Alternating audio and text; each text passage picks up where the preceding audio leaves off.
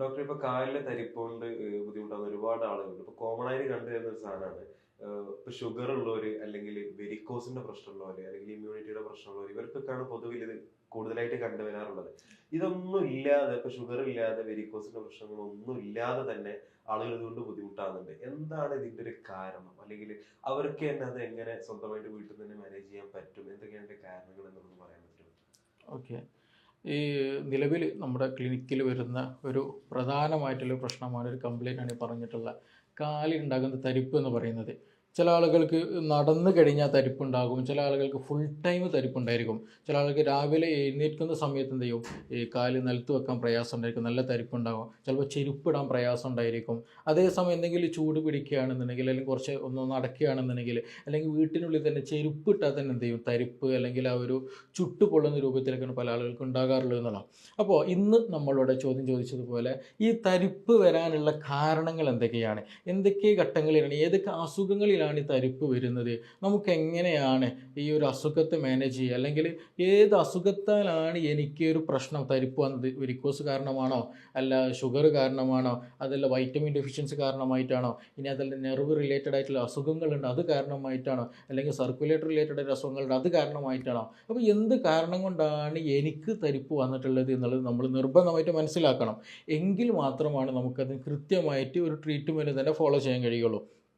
അപ്പോൾ ഇന്ന് നമ്മളോട് ഡിസ്കസ് ചെയ്യാൻ പോകുന്ന വിഷയം, ഇത് എങ്ങനെയാണ് തരിപ്പ് വരുന്നത്, എന്തുകൊണ്ടാണ് തരിപ്പ് വരുന്നത്, അതെങ്ങനെ നമുക്ക് മാനേജ് ചെയ്യാമെന്നതിനെ കുറിച്ചിട്ടാണ്. എൻ്റെ പേര് doctor Siraj, medical officer, QNB hospital, Koduvally.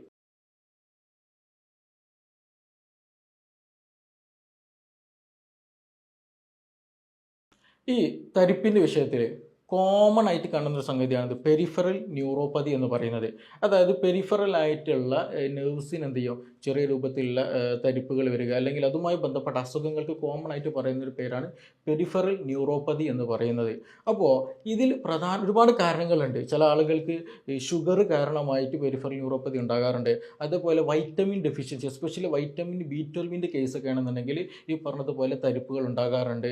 അതേപോലെ തന്നെ വേറെ എന്തെങ്കിലും ടോക്സിസിറ്റി ഉണ്ടെങ്കിൽ, മെർക്കുറി പോലെയുള്ള എലമെൻസുകൾ നമ്മൾ എന്തെങ്കിലും കാരണമായിട്ട് ഇൻടേക്ക് എടുത്തിട്ടുണ്ടെങ്കിൽ, എന്തെങ്കിലും അകത്തേക്ക് പ്രവേശിച്ചിട്ടുണ്ടെങ്കിൽ ഈ പറഞ്ഞതുപോലെ പെരിഫറൽ ന്യൂറോപ്പതി ഉണ്ടാകും എന്നുള്ളതാണ്. അത് കാലിന് തരിപ്പ് മാത്രമാകും, ചില ആളുകൾക്ക് കൈക്ക് തരിപ്പുണ്ടാകും, അല്ലെങ്കിൽ മറ്റു പല ഭാഗങ്ങളിലും തരിപ്പും തളർച്ചയും കാര്യങ്ങളൊക്കെ ഈ പറഞ്ഞതുപോലെ ബുദ്ധിമുട്ടുണ്ടാകും എന്നുള്ളതാണ്.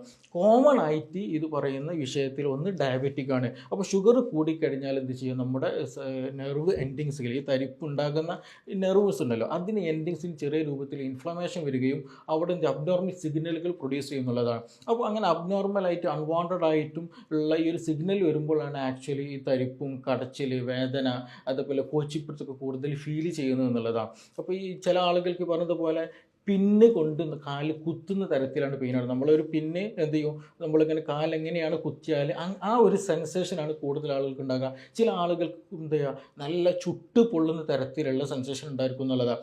എല്ലാ ആളുകൾക്കും ഒരേപോലെയല്ല, ഡിഫറെൻറ്റ് ഫീലിങ്സ് ആണ് പല ആളുകൾക്കും ഉണ്ടാകുക. അതും ഈ ഇതിന് എത്രത്തോളം ഇൻഫ്ലമേഷൻ ഉണ്ട്, എത്രത്തോളം നമ്മൾ ഈ ഷുഗർ അല്ലെങ്കിൽ വൈറ്റമിൻ B12 പ്രയാസമുണ്ട്, അല്ലെങ്കിൽ മറ്റെന്തെങ്കിലും അസുഖങ്ങളുണ്ടോ, അത് റിലേറ്റഡ് ആയിട്ടാണ് നമുക്കതിൻ്റെ ഫീലിങ്സ് ഉണ്ടാകുക എന്നുള്ളതാണ്. അതേസമയം നമ്മളെന്തെങ്കിലും കൂടുതൽ വർക്ക് ചെയ്യുകയാണെന്നുണ്ടെങ്കിൽ, കൂടുതൽ എക്സസൈസ് കാര്യങ്ങൾ ചെയ്യുകയാണെന്നുണ്ടെങ്കിൽ, ചെറിയ രൂപത്തിൽ ചൂട് പിടിക്കുകയാണ്, അല്ലെങ്കിൽ അതിന് വേണ്ടിയിട്ടുള്ള സ്പെസിഫിക് ആയിട്ട് എന്തെങ്കിലും കാര്യങ്ങൾ ചെയ്യുകയാണെന്നുണ്ടെങ്കിൽ ചെയ്യും, അത് നോർമലായി മാറും എന്നുള്ളത് തന്നെയാണ്. അപ്പോൾ നിങ്ങൾക്ക് ഇതിങ്ങനെ പെരിഫറൽ ന്യൂറോപ്പതി റിലേറ്റഡ് ആയിട്ടുള്ള എന്തെങ്കിലും പ്രശ്നങ്ങളുണ്ടെങ്കിൽ, കാലിൽ തരിപ്പുണ്ടായിരിക്കും, അതിന് ഷുഗർ ഒരു റീസൺ ആണ്. അപ്പോൾ ഷുഗർ എന്ത് ചെയ്യുക, നിർബന്ധമായിട്ട് മാനേജ് ചെയ്യാൻ ശ്രദ്ധിക്കുക. അതേപോലെ ഡോക്ടറിന് ഷുഗർ ഒന്നുമില്ല, പക്ഷേ എന്തുണ്ടായിരിക്കും, വൈറ്റമിൻ ഡെഫിഷ്യൻസി കാരണമായിട്ടും, എസ്പെഷ്യലി വൈറ്റമിൻ B12 കേസിലൊക്കെ ആണെന്നുണ്ടെങ്കിൽ ഈ പറഞ്ഞതുപോലെ എന്ത് ചെയ്യും, കാലിന് നല്ല തരിപ്പുണ്ടാവും എന്നുള്ളതാണ്. അപ്പോൾ എന്താണോ കാരണം എന്നുള്ളത് മനസ്സിലാക്കിയാൽ എന്ത് ചെയ്യുക, അതിന് ട്രീറ്റ്മെൻറ്റ് എടുക്കുക എന്നുള്ളതാണ്. ഇനി മറ്റൊരു അസുഖമാണ് എന്ത്, ഈ കാലിൽ തരിപ്പ് വരാനുള്ള മറ്റൊരു കാരണമാണ് എന്ത് പറയുന്നത്, മൾട്ടിപ്പിൾ സ്ക്ലീറോസിസ് എന്ന് പറയുന്ന ഒരു അസുഖം. ഇത് പ്രധാനമായിട്ടും നെർവ് സെല്ലുകളെ എന്ത് ചെയ്യുക, ഡയറക്റ്റ് ബാധിക്കുന്ന ഒരു പ്രയാസമാണ്. അത് നമുക്ക് മൈലിൻ ഷീറ്റ് എന്ന് പറയുന്ന ഒരു ചെറിയൊരു ഭാഗമുണ്ട് നെർവ് കോശങ്ങളിൽ കാണുന്നതാണ്. അതിന് ചെറിയ രൂപത്തിൽ കംപ്ലയിൻസ്, നെർവ് സെല്ലിന് ഡാമേജ് ആയി പോകുമ്പോൾ ഉണ്ടാകുന്ന ഒരു അസുഖമാണ് മൾട്ടിപ്പിൾ സ്ക്ലീറോസിസ് എന്ന് പറയുന്നത്. അങ്ങനെ ആയി കഴിയുമ്പോൾ നമ്മൾ അബ്നോർമൽ സിഗ്നലുകൾ വരും, സമയബന്ധിതമല്ലാത്തതും വീക്കായിട്ടുമായിട്ടുള്ള സിഗ്നൽ വരിക, വരിക. അപ്പോൾ അങ്ങനെ വരുമ്പോൾ ആൾ വീക്കായിട്ട് പോകും. ചില ആളുകൾക്ക് കേൾവിക്കുറവുണ്ടായിരിക്കും, നല്ല ക്ഷീണം വരും.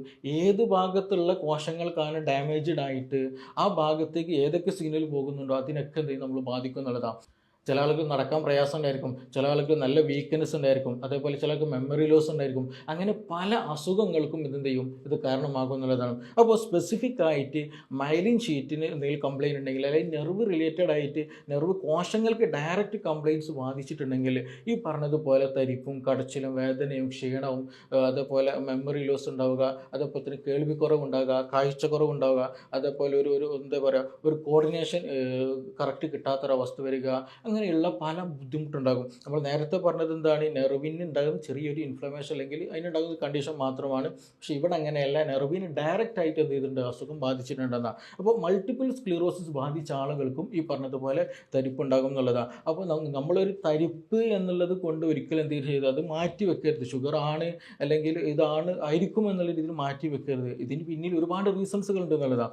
അപ്പോൾ മൾട്ടിപ്പിൾ സ്ക്ലീറോസിസ് ആണെങ്കിൽ അതിൻ്റേതായിട്ടുള്ള സ്പെസിഫിക് ആയിട്ടുള്ള ട്രീറ്റ്മെൻറ്റ് എടുക്കാനും എന്ത് ചെയ്യണം, പ്രത്യേകം നമ്മൾ ശ്രദ്ധിക്കണം. അങ്ങനെയുള്ള ആളുകൾക്ക് നേരത്തെ പറഞ്ഞതുപോലെ എന്ത് ചെയ്യും, ആൾ വീക്കായിരിക്കും. അതുപോലെ ചില ആൾക്ക് വിഷ്വൽ കാഴ്ചയ്ക്ക് പ്രയാസം ഉണ്ടായിരിക്കും, കേൾവിക്ക് ചിലപ്പോൾ പ്രയാസം ഉണ്ടായിരിക്കും. അതുപോലെ കോർഡിനേഷൻ എന്ത് പറയുക, ശരിയായ രീതിയിൽ കോർഡിനേറ്റഡ് വർക്കിന് എന്ത് ചെയ്യില്ല, ചിലപ്പോൾ സാധിച്ചുകൊള്ളണമെന്നുണ്ടാവില്ല. അങ്ങനെയുള്ള നെർവ് റിലേറ്റഡ് ആയിട്ടുള്ള പല അസുഖങ്ങളും അങ്ങനെയുള്ള ആളുകൾക്ക് ഉണ്ടാകും എന്നുള്ളതാണ്. ഇനി മറ്റൊരു കാരണമാണ് ഈ പറയുന്ന സ്പൈനൽ സ്റ്റീനോസിസ് എന്ന് പറയുന്നത്. അതായത് നമുക്കറിയാം സ്പൈനൽ കോഡാണ് നമ്മുടെ നട്ടെൽ എന്ന് പറയുന്ന സംഗതി. ഈ നട്ടെല്ലിൻ്റെ ഉള്ളിലൂടെയാണ് യഥാർത്ഥത്തിൽ സുഷുമ്നാ നാഡി എന്ന് പറയുന്ന ഏറ്റവും വലിയ നാഡി എന്ത് ചെയ്യുന്നത്, ഞരമ്പ് കടന്നു പോകുന്നത്. അപ്പോൾ ചില ആളുകൾക്ക്, എസ്പെഷ്യലി പ്രായം കൂടിയ ആളുകൾക്കാണെന്നുണ്ടെങ്കിൽ സ്പൈനൽ സ്റ്റീനോസിസ് എന്നുള്ള കംപ്ലയിൻറ്റ് പലപ്പോഴും ഉണ്ടാകാറുണ്ട്. നമ്മളിപ്പോൾ കൂടുതലായിട്ട് ബാക്ക് പെയിൻ ഉള്ള ആളുകളൊക്കെ ഈ MRI സ്കാനിങ് കാര്യങ്ങളൊക്കെ എടുക്കുന്ന സമയത്ത് അതിൽ പ്രത്യേകിച്ചിട്ട് മെൻഷൻ ചെയ്തൊരു 2 ടേം ഉണ്ടാവും. ഒന്നുകിൽ സ്റ്റീനോസിസ് ഉണ്ടായിരിക്കും, അതേപോലെ ഡിസ്ക് ബൾജ് ഉണ്ടായിരിക്കും എന്നുള്ളതാണ്. അപ്പോൾ സ്പൈനൽ സ്റ്റീനോസിസ് എന്ന് വെച്ചിട്ടുണ്ടെങ്കിൽ ഈ നമ്മുടെ നട്ടെല്ലിൻ്റെ ഉള്ളിലൂടെയാണ് ആക്ച്വലി കടന്നു പോകുന്നത്, ഈ സുഷുമ്നാ നാഡി എന്നുള്ള വലിയ നാഡി കടന്നു പോകുന്നത്. അപ്പോൾ ഏജിലായി കഴിഞ്ഞാൽ എന്ത് ചെയ്യും, ആർത്രൈറ്റിസ് സംഭവിക്കും. അതായത് നട്ടെല്ലിന് ചെറിയ ചെറിയ കംപ്ലയിൻസുകൾ വരും. അതിൽ അതിനുള്ളിൽ ബോൺ സ്പറുകൾ ഫോം ചെയ്യുക, അതേപോലെ തന്നെ ആർത്രൈറ്റിസുകൾ ഫോം ചെയ്യുക, അങ്ങനെയുള്ള വൈറ്റമിൻ ഡെഫിഷ്യൻസി, അങ്ങനെയുള്ള പല കാരണങ്ങളിൽ കൂടെ എന്ത് ചെയ്യും, അവിടെ പല അബ്നോർമാലിറ്റി ഉണ്ടാവുകയും അവിടെ ഉണ്ടാകുന്ന ആ ഒരു ചെറിയൊരു കനാൽ പോലെ ഉണ്ടാവുക. ആ കനാൽ എന്ത് ചെയ്യും, ഷോർട്ടായിട്ട് വരും എന്നുള്ളതാണ്. അപ്പോൾ അത് ഷോർട്ടായിട്ട് വരുമ്പോൾ സ്വാഭാവികമായിട്ട് എന്ത് ചെയ്യും, ആ ഒരു വോളിയം അവിടെ കുറയുന്ന സമയത്ത് ആ സ്പൈനൽ കനാലിലുള്ള സ്പൈനൽ കോഡിന് ചെറിയ രൂപത്തിൽ കംപ്രഷൻ വരും എന്നുള്ളതാണ്. അങ്ങനെ കംപ്രഷൻ വന്നു കഴിഞ്ഞാൽ, അപ്പോൾ ഏത് ഭാഗത്താണോ കംപ്രഷൻ വന്നത് അല്ലെങ്കിൽ സ്റ്റീനോസിസ് സംഭവിച്ചിട്ടുള്ളത് ആ ഭാഗത്തേക്കുള്ള നെർവിനൊക്കെ എന്ത് ചെയ്യും, ഇതുപോലെ പല പ്രയാസങ്ങളുണ്ടാകും. ചില ആൾക്ക് നല്ല സിവിയർ വീക്ക്നെസ് ആണ് ഉണ്ടാവുക. എന്ത് ചെയ്യും, കാലൊക്കെ തളർന്നു പോകുന്ന രീതിയിൽ വീക്കായിട്ട് പോകുക, മസിൽ വീക്കായിട്ട് പോകുക. ചില ആളുകൾക്ക് തരിപ്പ് മാത്രമേ ഉണ്ടാവുകയുള്ളൂ. അപ്പോൾ കാലിൻ്റെ അടിഭാഗത്ത് ചില ആൾക്ക് തരിപ്പുണ്ടായിരിക്കും, അല്ലെങ്കിൽ ചിലപ്പോൾ മുട്ടിന് താഴെ ആയിരിക്കാം, ചിലപ്പോൾ 1 ലെഗ് കംപ്ലീറ്റ് വരും, ചിലപ്പോൾ അരക്ക് താഴെയൊക്കെ വരാൻ സാധ്യതകളുണ്ട്. അപ്പോൾ ഏത് ഭാഗത്താണോ ഈ പറഞ്ഞ സ്റ്റീനോസിസ് സംഭവിച്ചിട്ടുള്ളത് ആ ഭാഗത്തിനനുസരിച്ചിട്ടായിരിക്കും ഈ തരിപ്പ് ഉണ്ടാവുക എന്നുള്ളതാണ്. അപ്പോൾ ചുരുക്കി പറഞ്ഞിട്ടുണ്ടെങ്കിൽ ഈ പറഞ്ഞ സ്പൈനൽ സ്റ്റീനോസിസ് കാരണമായിട്ടും എന്ത് ചെയ്യാൻ സാധ്യതയുണ്ട്, ഈ പറഞ്ഞ കാലിന് തരിപ്പുണ്ടാകാൻ സാധ്യതയുണ്ട് എന്നുള്ളതാണ്. അപ്പോൾ അങ്ങനെയുള്ള അസുഖമുള്ള അങ്ങനെ സാധ്യതകളുണ്ട് എന്നുണ്ടെങ്കിൽ നമ്മൾ USG എടുത്തിട്ടുണ്ട്, സ്കാൻ ചെയ്താലാണ് എന്ത് ചെയ്യൽ, MRI എടുത്തിട്ടുണ്ടെങ്കിൽ സ്കാൻ ചെയ്താലാണ് നമുക്കതിൻ്റെ കറക്റ്റ് എന്ത് ചെയ്യാൻ മനസ്സിലാക്കാൻ കഴിയുള്ളൂ. അങ്ങനെ ഉണ്ടെന്നുണ്ടെങ്കിൽ തീർച്ചയായിട്ടും അതിന് സ്പെസിഫിക് ആയിട്ടുള്ള ട്രീറ്റ്മെൻറ്റുകൾ എടുക്കണം. വൈറ്റമിൻ ഡെഫിഷ്യൻസികൾ ഉണ്ട് എന്നുണ്ടെങ്കിൽ ട്രീറ്റ്മെൻറ്റ് അതിന് സ്പെസിഫിക് ആയിട്ട് എടുക്കണം. വേറെ എന്തെങ്കിലും സർജിക്കൽ ഓപ്ഷൻസ് ഉണ്ടെങ്കിൽ അതൊക്കെ നമ്മൾ എന്ത് ചെയ്യണം, നോക്കണം. ഇല്ല എന്നുണ്ടെങ്കിൽ എന്ത് ചെയ്യും, ഗ്രാജ്വലി നമ്മുടെ ശരീരത്തെ തളർത്തി കളയാൻ പറ്റാവുന്ന കണ്ടീഷനിലേക്ക് അത് കൊണ്ടെത്തിക്കുക എന്നുള്ളതാണ്. അപ്പോൾ സ്പൈനൽ സ്റ്റീനോസിസ് കാരണമായിട്ടും ചില ആളുകൾക്ക് എന്ത് സംഭവിക്കാൻ സാധ്യതയുണ്ട്, ഈ പറയുന്ന തരിപ്പുണ്ടാകാൻ സാധ്യതയുണ്ട് എന്നുള്ളതാണ്. അപ്പോൾ ഇത് സ്പൈനൽ സ്റ്റീനോസിസ് ആണോ എന്ന് മനസ്സിലാക്കാനെന്നുണ്ടെങ്കിൽ MRI പോലെയുള്ള സ്കാനിങ് എടുത്താൽ നമുക്കത് കൃത്യമായിട്ട് മനസ്സിലാക്കാൻ കഴിയും. ഇനി മറ്റൊരു കാരണമാണ് നമ്മൾ പൊതുവെ കേട്ടിട്ടുള്ള സംഗതിയാണ് ഡിസ്ക് ബൾജി എന്ന് പറയുന്നത്. നമുക്കറിയാം ഡിസ്ക് എന്ന് പറഞ്ഞാൽ എന്താണ്, നട്ടെല്ലിൻ്റെ ഇടയിലുള്ള ഒരു ജെല്ലി ആയിട്ടുള്ള ഒരു സ്ട്രക്ചറാണ് ഡിസ്ക് എന്ന് പറയുന്നത്. അപ്പോൾ ചില ആളുകൾക്ക് കൂടുതൽ നിന്ന് വർക്ക് ചെയ്യുന്ന ആളുകൾ, അതുപോലെ കൂടുതലായിട്ട് ഇരുന്ന് വർക്ക് ചെയ്യുന്ന ആളുകൾ, എക്സസൈസും കാര്യങ്ങളൊന്നും ചെയ്യാത്ത ആളുകൾ, സ്ട്രെച്ചിങ് കാര്യങ്ങളൊന്നും ചെയ്യാത്ത ആളുകൾക്കൊക്കെ ആണെന്നുണ്ടെങ്കിൽ എന്ത് ചെയ്യും, ഈ പ്രഷർ നല്ലോണം നല്ലോണം വരും, അല്ലെങ്കിൽ ആ ഒരു ഡിസ്കിന് കൂടുതൽ കംപ്രഷൻ വരാനുള്ള സാധ്യത വളരെ കൂടുതൽ. ഹെവി ലോഡ് എടുക്കുന്ന ആളുകൾ, വെയിറ്റ് ഒക്കെ എടുക്കുന്ന ആളുകൾക്ക് പ്രത്യേകിച്ച് ഉണ്ടാകുന്നതാണ്. അതേപോലെ വെയിറ്റ് കൂടിയ ആളുകൾക്ക് ഇതുപോലുള്ള അസുഖങ്ങൾ കൂടുതലായിട്ട് ഡിസ്ക് പ്രശ്നം ഉണ്ടാകും. അതേപോലെ സ്പൈനൽ സ്റ്റീനോസിസും ഉണ്ടാകാനുള്ള സാധ്യത വളരെ കൂടുതലാണ്. അപ്പോൾ ഈ ഡിസ്ക് എന്ത് ചെയ്യും, ചില സമയത്ത് എന്ത് ചെയ്യും, ഒന്ന് കംപ്രസ്ഡ് ആയി പോകുന്നില്ല. അപ്പോൾ ഈ ജെല്ലി ലൈറ്റ് ആയിട്ടുള്ള ഈ ഒരു ഡിസ്ക് എന്ത് ചെയ്യും, ജസ്റ്റ് ചെറിയ ഹെർണിയേറ്റഡ് പുറത്തേക്ക് ഇങ്ങനെ തള്ളി വരുന്നു, ബൾജ് ചെയ്ത് വരുന്ന രീതിയിൽ പുറത്തേക്ക് ഇങ്ങനെ നിൽക്കും എന്നുള്ളതാണ്. അപ്പോൾ അങ്ങനെ പുറത്തേക്ക് വരുമ്പോൾ സ്വാഭാവികമായിട്ടും അതിനടുത്തുകൂടെ പോകുന്ന നെർവിന് അത് ചെറിയ രൂപത്തിൽ ഡാമേജ്ഡ് ആക്കും. അവിടെ ചെറിയൊരു പ്രഷർ ഉണ്ടാകും, അവിടെ ചെറിയൊരു കംപ്രഷൻ ഉണ്ടാക്കും എന്നുള്ളതാണ്. അവിടെ ഇൻഫ്ലമേഷൻ കാര്യങ്ങളൊക്കെ ഉണ്ടാകും. അപ്പോൾ ഏത് ഭാഗത്തേക്കുള്ള നെർവ് ആണ് പാസ് ചെയ്യുന്നത് അതിനൊക്കെ ബാധിക്കും എന്നുള്ളതാണ്. അപ്പോൾ ചില ആൾക്ക് ഷയാറ്റിക്കയുടെ പ്രശ്നം അതുകൊണ്ട് വരുന്നതാണ്. അതേപോലെ ചില ആളുകൾക്ക് എന്ത് ചെയ്യും, നമ്മുടെ തുടയുടെ ഭാഗത്ത് മാത്രം ഒന്നുണ്ടാകും, ഒരു ഒരു കുറഞ്ഞൊരു ഏരിയ മാത്രം ഉണ്ടാവും തരിപ്പുണ്ടാകും എന്നുള്ളതാണ്. ചില ആൾക്ക് നല്ല ചുട്ടുപൊള്ളുന്ന രീതിയിലുള്ള സെൻസേഷൻ കിട്ടും എന്നുള്ളതാണ്. ചില ആളുകൾക്ക് പറഞ്ഞതുപോലെ എന്ത് ചെയ്യും, കാലിൽ നല്ല വീക്ക്നെസ് ഉണ്ടാകും, ഫുഡ് ഡ്രോപ്പ് പോലെയുള്ള പ്രയാസങ്ങൾ, അതായത് നമ്മുടെ ഫുഡ് ശരിയായ രീതിയിൽ എന്ത് ചെയ്തിട്ടില്ല, ഒന്ന് ബാലൻസ് ചെയ്ത് നിർത്താൻ പറ്റാത്ത കണ്ടീഷൻ ഉണ്ടാകുക. അതേപോലെ തന്നെ ഫുൾ ടൈം പെയിൻ ഉണ്ടായിരിക്കും എന്നുള്ളതാണ്. ഒരു കുത്തുന്ന തരത്തിലുള്ള ഒരു ചുട്ടുപൊള്ളുന്ന തരത്തിലുള്ള പെയിനും സെൻസേഷനും കാര്യങ്ങളൊക്കെ ഇങ്ങനെയുള്ള ആളുകൾക്ക് ഉണ്ടാകും എന്നുള്ളതാണ്. അത് മാത്രമല്ല, ഇനി അതുപോലെ ഇങ്ങനെ ഡിസ്ക് ബൾജ് ഉള്ള ആളുകൾക്ക്, അതുപോലെ സ്റ്റീനോസിസ് ഉള്ള ആളുകൾക്ക്, നേരത്തെ പറഞ്ഞ സ്പൈനൽ സ്റ്റീനോസിസ് സംഭവിച്ചിട്ട് ആളുകൾക്ക് ആണെന്നുണ്ടെങ്കിൽ നമ്മൾ എക്സസൈസ് ചെയ്യുന്ന സമയത്തൊക്കെ എന്ത് ചെയ്യും, അത് നല്ല റിലാക്സേഷൻ ഉണ്ടായിരിക്കും, നല്ല മാറ്റം ഉണ്ടായിരിക്കും എന്നുള്ളതാണ്. നമ്മൾ കുറച്ച് എക്സസൈസ് കാര്യങ്ങൾ ചെയ്യുകയാണെങ്കിൽ, അതുപോലെ തന്നെ കുറച്ച് നടക്കുന്ന സമയത്ത് എന്ത് ചെയ്യും, അതൊന്ന് കൂടും, റെസ്റ്റ് എടുക്കുന്ന സമയത്ത് എന്ത് ചെയ്യും, അത് ഓക്കെ ആയിട്ട് വരും എന്നുള്ളതാണ്. അതേപോലെ റെസ്റ്റ് എടുത്ത് നടക്കുന്ന ടൈമിങ്ങിൽ എന്ത് ചെയ്യും, ഇത് സ്പെസിഫിക് ആയിട്ട് കൂടി വരും എന്നുള്ളതാണ്. അപ്പോൾ ഇതൊക്കെ ഇതിൻ്റെ ഒരു പ്രത്യേകത. സ്പൈനൽ റിലേറ്റഡ് ആയിട്ടുള്ള തരിപ്പുകളാണ് ണെന്നുണ്ടെങ്കിൽ ഇങ്ങനെയുള്ള കണ്ടീഷനുകൾ നമുക്ക് കാണാൻ കഴിയുന്നതാണ്. അപ്പോൾ ശരിക്കും പറഞ്ഞാൽ സ്പൈനൽ സ്റ്റീനോസിസ് കാരണമായിട്ടും തരിപ്പുണ്ടാകും. അതേപോലെ ഡിസ്ക് റിലേറ്റഡ് ബൾജിങ് കാര്യങ്ങളുണ്ടെങ്കിൽ അവർക്കും ഈ തരിപ്പ് വരും എന്നുള്ളതാണ്. ഇനി മറ്റൊരു കാര്യം, അത് വളരെ വളരെ ഇമ്പോർട്ടൻ്റ് ആയ കാര്യമാണ്, സ്ട്രോക്ക് വരിക എന്നുള്ള സംഗതിയാണ്. അതായത് സ്ട്രോക്ക് വരിക എന്ന് പറയുമ്പോൾ സ്വാഭാവികമായിട്ടും ഡോക്ടർ അത് സ്ട്രോക്ക് വന്നു കഴിഞ്ഞാൽ ആളൊന്നാകെ തളർന്നു പോകുമല്ലോ, വീക്കായി പോകുമല്ലോ എന്നുള്ളൊരു തോട്ട്സ് ഉണ്ടായിരിക്കും. പക്ഷെ അങ്ങനെയല്ല, ചില സ്ട്രോക്കുകളുണ്ട്. ആ സ്ട്രോക്കിൻ്റെ പ്രത്യേകത എന്താണെന്ന് ചോദിച്ചിട്ടുണ്ടെങ്കിൽ 24 മണിക്കൂറിനുള്ളിൽ തന്നെ അതിന് റിക്കവർ ആയിട്ട് വരും എന്നുള്ളതാണ്. അതായത് സ്ട്രോക്ക് എന്ന് പറഞ്ഞാൽ നമുക്കറിയാം എന്താണ്, നമ്മുടെ രക്തക്കുഴൽ, അതായത് തലച്ചോറിലേക്ക് പോകുന്ന ചെറിയ വെസലുകളുണ്ട്, രക്തക്കുഴലുണ്ടാവും, അതിൽ ബ്ലോക്ക് വരിക എന്നുള്ളതാണ്.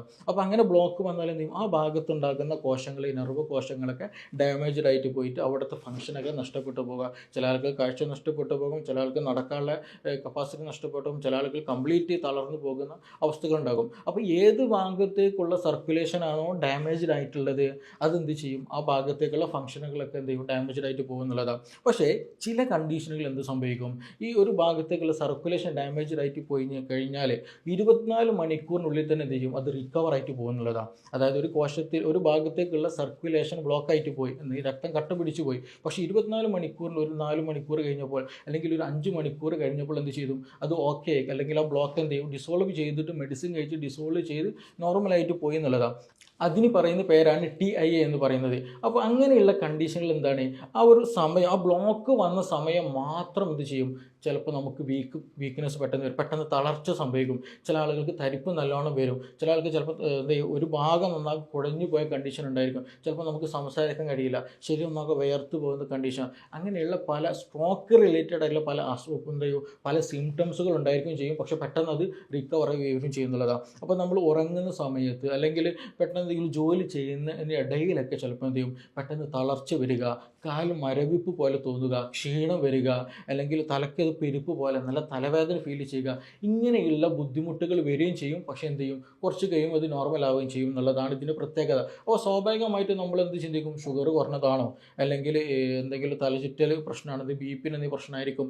അങ്ങനെ പലപ്പോഴും നമ്മൾ നെഗ്ലക്റ്റ് ചെയ്യുന്നുള്ളതാണ്. പക്ഷേ ഇത് ആക്ച്വലി എന്തിനുള്ള സാധ്യതയുണ്ട്, സ്ട്രോക്ക് അല്ലെങ്കിൽ ട്രാൻസ് ഇസ്കീമിക് അറ്റാക്കിനുള്ള സാധ്യത വളരെ, ഇതിനുള്ള ഈ TIAക്കുള്ള സാധ്യത വളരെ വളരെ കൂടുതലാണ് എന്നുള്ളതാണ്. അപ്പോൾ ഇത് കാരണമായിട്ടും ചില ആളുകൾക്ക് കാലിൽ ശക്തമായ രീതിയിലുള്ള തരിപ്പ്, വേദന, കടച്ചിൽ, വീക്ക്നെസ് ഉണ്ടായിരിക്കും. അതുമാത്രമല്ല അവർക്ക് ചില സമയത്ത് എന്ത് ചെയ്യും, സംസാരിക്കാൻ പ്രയാസം ഉണ്ടായിരിക്കും, വീക്ക്നെസ് ഉണ്ടായിരിക്കും, അതുപോലെ ബ്ലോ ചെയ്യാൻ പ്രയാസം ഉണ്ടായിരിക്കും, കാഴ്ചക്ക് ബുദ്ധിമുട്ടുണ്ടായിരിക്കും, തലവേദന ഉണ്ടായിരിക്കും. ഇങ്ങനെയുള്ള പല സിംറ്റംസുകളും പല രോഗലക്ഷണങ്ങളും ഇങ്ങനെയുള്ള ആളുകൾക്ക് നമുക്ക് കാണാൻ കഴിയുന്നുള്ളതാണ്. അപ്പോൾ ചുരുക്കി പറഞ്ഞാൽ സ്ട്രോക്കിൻ്റെ ലക്ഷണം വന്നു പോയ ആളുകൾ ആളുകൾക്കും കാലിൽ എന്ത് ചെയ്യും ചില സമയങ്ങളിൽ ഈ പറഞ്ഞതുപോലെയുള്ള തരിപ്പ് ഉണ്ടാകും എന്നുള്ളതാണ്. അപ്പോൾ നമുക്ക് എപ്പോഴെങ്കിലും ഇങ്ങനെയൊക്കെ തരിപ്പുകൾ നമുക്ക് നല്ല ഓർമ്മയിൽ ഈ ഒരു അടുത്ത കാലത്ത് തരിപ്പുകളൊക്കെ വന്നു പോയിട്ടുണ്ടെങ്കിൽ മറ്റു പ്രയാസങ്ങളൊന്നും ഇല്ല എന്നുണ്ടെങ്കിൽ TIAക്കുള്ള സാധ്യത ഉണ്ടെന്ന് പ്രത്യേകം നോക്കണം. എസ്പെഷ്യലി പ്രഷർ ഉണ്ടാകുക, കൊളസ്ട്രോൾ ഉണ്ടാകുക, ഷുഗർ ഉണ്ടാകുക, അങ്ങനെയുള്ള അസുഖങ്ങളൊക്കെ കൂടുതലുള്ള ആളുകളാണ്, കൂടുതൽ ടെൻഷനൊക്കെ ഉള്ള ആളുകളാണ്, എക്സസൈസ് കാര്യങ്ങളൊന്നും ചെയ്യുന്നില്ല, കൂടുതൽ ഒബേസ് ആയിട്ടുള്ള തടിയുള്ള ആളുകളാണെന്നുണ്ടെങ്കിൽ നിർബന്ധമായിട്ട് എന്ത് ചെയ്യണം, നിങ്ങൾക്ക് സ്ട്രോക്ക് റിലേറ്റഡ് ആയിട്ട് എന്തെങ്കിലും പ്രശ്നങ്ങളുണ്ടോ എന്നുള്ളത് പരിശോധിക്കാനോ വേണ്ട രീതിയിലുള്ള ട്രീറ്റ്മെൻറ്റ് ഇപ്പോൾ തന്നെ സ്റ്റാർട്ട് ചെയ്യണം. ഇല്ല എന്നുണ്ടെങ്കിൽ എന്ത് ചെയ്യും, നമ്മൾ നേരത്തെ പറഞ്ഞതുപോലെ നേരത്തെ TIA എന്ന് പറയുന്നതാണ് 24 മണിക്കൂറിനുള്ളിൽ റിക്കവർ ആയിട്ട് വരുന്ന കണ്ടീഷനാണ്. ചില കേസിൽ എന്തായിരിക്കും അത് റിക്കവർ സാധ്യത ഉണ്ടായിരിക്കില്ല എന്നുള്ളതാണ്. അപ്പോൾ അങ്ങനെ ആയി കഴിഞ്ഞാൽ എന്ത് ചെയ്യും, കംപ്ലീറ്റ് പാരലൈസ്ഡ് ആയിട്ട് പോകുന്ന, കംപ്ലീറ്റ് വീക്ക്നെസ്സിലേക്ക് പോകുന്ന ഒരു കണ്ടീഷനിലേക്ക് എത്തിക്കും എന്നുള്ളതാണ്. അപ്പോൾ ഇങ്ങനെ കൂടുതലായിട്ട് നിങ്ങൾക്ക് തരിപ്പും കാര്യങ്ങളൊക്കെ വന്നിട്ടുണ്ട് എന്നുണ്ടെങ്കിൽ നിർബന്ധമായിട്ട് എന്ത് ചെയ്യണം, അതിന് സ്പെസിഫിക് ആയിട്ടുള്ള ട്രീറ്റ്മെൻറ്റ് എടുക്കാൻ പ്രത്യേകം ശ്രദ്ധിക്കുക എന്നുള്ളതാണ്. ഇനി മറ്റൊരു കാരണമാണ് തരിപ്പുണ്ടാകാനുള്ള ആർട്ടീരിയൽ റിലേറ്റഡ് ആയിട്ട് എന്തെങ്കിലും അസുഖങ്ങൾ ഉണ്ടാകുക എന്നുള്ളത്. എസ്പെഷ്യലി നമുക്കറിയാം കോമൺ ആയിട്ട് കണ്ടുവരുന്ന, നേരത്തെ ചോദ്യകർത്താവ് ചോദിച്ചതുപോലെ വെരിക്കോസ് വെയിൻ ഒക്കെ എസ്പെഷ്യലി ഉണ്ടാകുന്ന ആളുകൾക്ക് എന്ത് ചെയ്യും, ഈ പറഞ്ഞതുപോലെ തരിപ്പ് ഉണ്ടാകും എന്നുള്ളതാണ്. നമുക്കറിയാം നമ്മുടെ കോശങ്ങൾക്ക് ശരിയായ രീതിയിലുള്ള കാര്യങ്ങൾ കിട്ടണം എന്നുണ്ടെങ്കിൽ, ഓക്സിജൻ പോലെയുള്ള മറ്റു പല എലമെൻസുകൾ ലഭിക്കണം എന്നുണ്ടെങ്കിൽ സർക്കുലേഷൻ വളരെ ഇമ്പോർട്ടൻ്റ് ആണ്. എങ്കിൽ മാത്രമേ കോശങ്ങൾ എന്ത് ചെയ്യുള്ളൂ, വർക്ക് ചെയ്യുള്ളൂ. അപ്പോൾ കൂടുതൽ നേരം നിൽക്കുന്ന ആളുകൾ, അതുപോലെ എക്സസൈസുകളൊക്കെ കുറഞ്ഞ ആളുകൾ, നല്ല ഒബേസിറ്റി ഉള്ള ആളുകൾ, അതുപോലെ കൊളസ്ട്രോള്, BP കൂടിയ ആളുകൾ, ഷുഗർ കൂടിയ ആളുകൾ, ഫാറ്റി ലിവറുള്ള ആളുകൾ, ഇങ്ങനെയുള്ള ആളുകൾക്ക് സ്വാഭാവികമായിട്ട് എന്ത് ചെയ്യും, ഈ നമ്മുടെ രക്തക്കുഴലുകളിൽ അതിറോസ്ക്ലീറോസിസ് എന്നുള്ള സംഗതി സംഭവിച്ചിട്ട് എന്ത് ചെയ്യും, ബ്ലോക്കേജ് നല്ലോണം ഉണ്ടാകും. നമുക്കെന്തെങ്കിലും ഹാർട്ടിന് ബ്ലോക്ക് ഉണ്ടാകണം നമുക്കറിയാം, അതെന്താണ്, ഹൃദയത്തിനുണ്ടാകുന്ന കോശങ്ങൾക്ക് അല്ലെങ്കിൽ ഈ ഒരു ബ്ലഡ് പാസ് ചെയ്യുന്ന വെസൽസുകൾ എന്ത് ചെയ്യാം, ചെറിയ രീതിയിൽ ഇൻഫ്ലമേഷൻ ഒക്കെ സംഭവിച്ച് ക്ലോട്ട് സംഭവിക്കുന്നതാണ്. അതേപോലെ തന്നെ എന്ത് ചെയ്യും, മറ്റുള്ള ഭാഗങ്ങളിലൊക്കെ ക്ലോട്ട് സംഭവിക്കും. അപ്പോൾ കാൽഭാഗങ്ങളിൽ എന്ത് ചെയ്യാണ്, ഈ പറഞ്ഞതുപോലെ വെരിക്കോസ് വെയിൻ സംഭവിക്കുക, അതൊരു വീക്ക്നെസ്സാണ്. അതേപോലെ തന്നെ അവിടെ ഉണ്ടാകുന്ന രക്തക്കുഴൽ അതിറോസ്ക്ലോറിസ് സംഭവിച്ച് ബ്ലോക്ക് സംഭവിച്ചാൽ അവിടെയുള്ള സർക്കുലേഷനൊക്കെ ഡാമേജ് ആയി കഴിഞ്ഞാൽ എന്ത് ചെയ്യും, കാലിന് നല്ല തരിപ്പുണ്ടായിരിക്കും എന്നുള്ളതാണ്. അങ്ങനെയുള്ള ആളുകൾക്ക് തരിപ്പ് മാത്രമല്ല ഉണ്ടാകുക, എന്താണ്, ഫീലിംഗ് ഉണ്ടായിരിക്കില്ല, അതായത് ചെരുപ്പിട്ടാൽ അറിയില്ല.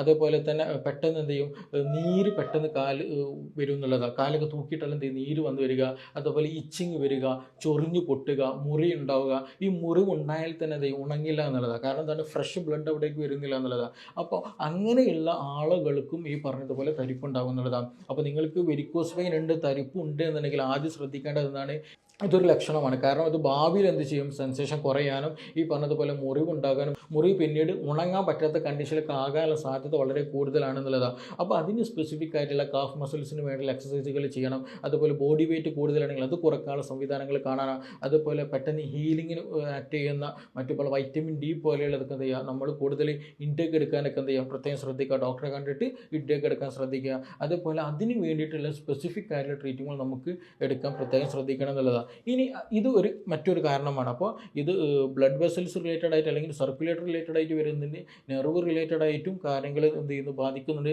അതുപോലെ ഓട്ടോഇമ്യൂൺ ഡിസീസുകൾ മറ്റു പല പ്രശ്നങ്ങൾ കൊണ്ടും കാരണമായിട്ട് ഇത് സംഭവിക്കുന്നുണ്ട്. അതുപോലെ ചില ഇൻഫെക്ഷൻ വന്നു കഴിഞ്ഞാൽ നമ്മൾ ഹെർപ്പസ് സോസ്റ്റർ പോലെയുള്ള നമ്മളെ നെർവിനെ ബാധിക്കുന്ന ഇൻഫെക്ഷനൊക്കെ എന്ത് ചെയ്യും, ഈ പറഞ്ഞതുപോലെ നമ്മുടെ ഈ പൊട്ടി പോലെയുള്ള നമ്മൾ കോമൺ ആയിട്ട് കണ്ടുവരുന്ന അസുഖങ്ങളാണ്. അപ്പോൾ അതൊക്കെ നെർവിനെ ബാധിക്കേണ്ടിയിട്ടുള്ള ഒരു അസുഖമാണ്. അപ്പോൾ അങ്ങനെയുള്ള ആളുകൾക്കും അത് ഭാവിയിൽ തരിപ്പുകളും കടച്ചിലും വരാനുള്ള സാധ്യത വളരെ വളരെ കൂടുതലാണെന്ന്. അപ്പോൾ ചുരുക്കി പറഞ്ഞിട്ടുണ്ടെങ്കിൽ ഈ ഒരു തരിപ്പ് എന്ന് പറയുന്നത് ചെറിയൊരു അടയാളമാണ്. അതിനൊരുപാട് കാരണങ്ങൾ കൊണ്ട് എന്ത് ചെയ്യും, ഈ തരിപ്പ് ഉണ്ടാകുകയും ചെയ്യുന്നതാണ്. അപ്പോൾ നമ്മളിതൊരു ഷുഗർ ഉണ്ടല്ലോ, അല്ലെങ്കിൽ എനിക്ക് 40 വയസ്സായി 50 വയസ്സായി തരിപ്പ് ഉണ്ടാകും എന്നുള്ള രീതിയിൽ നമുക്കൊരിക്കലും മാറ്റി വെക്കരുത്. കാരണം പല തരിപ്പുകളും പിന്നീട് റിക്കവറി ചെയ്യാൻ പറ്റാത്ത രീതിയിലേക്ക് നമ്മൾ കൊണ്ടെത്തിക്കും എന്നുള്ളതാണ്. അപ്പോൾ നിങ്ങൾക്ക് തരിപ്പുണ്ട് എന്നുണ്ടെങ്കിൽ സ്പെസിഫിക് ആയിട്ട് അതെന്താണെന്നുള്ളത് ഐഡൻറ്റിഫൈ ചെയ്യുന്നതിന് വേണ്ടിയിട്ട് അതിൻ്റെ ഡോക്ടറെ എന്ത് ചെയ്യുക, അതിന് സ്പെസിഫിക് ആയിട്ടുള്ള ഡോക്ടറെ കണ്ടിട്ട് അവരെ നിർദ്ദേശം സ്വീകരിച്ചിട്ട് എന്നിട്ട് പല ടെസ്റ്റുകളും വേണ്ട ടെസ്റ്റുകളും കാര്യങ്ങളൊക്കെ ചെയ്തിട്ട് കൃത്യമായിട്ടുള്ള ട്രീറ്റ്മെൻറ്റ് തന്നെ നിർബന്ധമായിട്ട് ചെയ്യണം എന്നുള്ളതാണ്. ഈ പറഞ്ഞ എല്ലാ അസുഖങ്ങളും റിക്കവറി ചാൻസ് വളരെ കുറവുള്ളതാണ്. അപ്പോൾ നമ്മൾ എന്ത് ചെയ്യണം, ഒരു തരിപ്പ് വന്ന് കഴിഞ്ഞിട്ടുണ്ടെങ്കിൽ ഉണ്ടെങ്കിൽ നിർബന്ധമായിട്ടും അത് ഫൈൻഡ് ഔട്ട് ചെയ്യുക, റീസൺ എന്താണെന്ന് മനസ്സിലാക്കിയിട്ട് അതിന് സ്പെസിഫിക് ആയിട്ടുള്ള ട്രീറ്റ്മെൻറ്റ് എടുക്കാൻ പ്രത്യേകം ശ്രദ്ധിക്കുക. അതേപോലെ വൈറ്റമിൻ B12 ഒക്കെ കോമൺ ആയിട്ട് കണ്ടുവരുന്നൊരു സംഗതിയാണ്. അപ്പോൾ എന്ത് ചെയ്യുക, ഭക്ഷണത്തിൽ വെജിറ്റബിൾസ് ഫ്രൂട്ട്സും കാര്യങ്ങളൊക്കെ എപ്പോഴും എന്ത് ചെയ്യുക, ഉൾപ്പെടുത്താൻ ശ്രദ്ധിക്കുക. അതേപോലെ എപ്പോഴും നമ്മൾ എന്ത് ചെയ്യുക, എക്സസൈസുകൾ ഡെയിലി എന്ത് ചെയ്യുക, എല്ലാ ബോഡിയും എല്ലാ മസിൽസിനെയും ബാധിക്കുന്ന രീതി, നല്ല രീതിയിൽ ഹെൽത്തി ആയിട്ട് എന്ത് ചെയ്യുക, ബാധിക്കുന്ന രീതിയിലുള്ള എക്സസൈസുകളും വെയിറ്റ് ലിഫ്റ്റിങ്ങും കാര്യങ്ങളൊക്കെ എന്ത് ചെയ്യുക, ഒരു ട്രെയിനർ കീഴിൽ തന്നെ അല്ലെങ്കിൽ സെൽഫായിട്ട് തന്നെ എന്ത് ചെയ്യുക, പ്രത്യേകം പഠിച്ച് എന്ത് ചെയ്യുക, ചെയ്യാൻ പ്രത്യേകം ശ്രദ്ധിക്കുക. അപ്പോൾ ഇതൊക്കെ ചെയ്താൽ തന്നെ എന്ത് ചെയ്യുക, നമുക്ക് അസുഖങ്ങൾ അല്ലെങ്കിൽ തരിപ്പ് പോലെ പ്രയാസങ്ങൾ വരാതെയും നമുക്ക് ശ്രദ്ധിക്കുക എന്നുള്ളതാണ്. അപ്പോൾ ഇനി ഇതുമായി ബന്ധപ്പെട്ട് എന്തെങ്കിലും ചോദിക്കാനും മനസ്സിലാക്കാനൊക്കെ അറിയണം എന്നുള്ള ആഗ്രഹമുള്ള ആളുകൾക്ക് താഴെ തന്നിട്ടുള്ള നമ്പറിൽ ബന്ധപ്പെടാവുന്നതാണ്. ഇനി നമുക്ക് മറ്റൊരു വിഷയവുമായി ബന്ധപ്പെട്ടിട്ട് വീണ്ടും കാണാം. താങ്ക്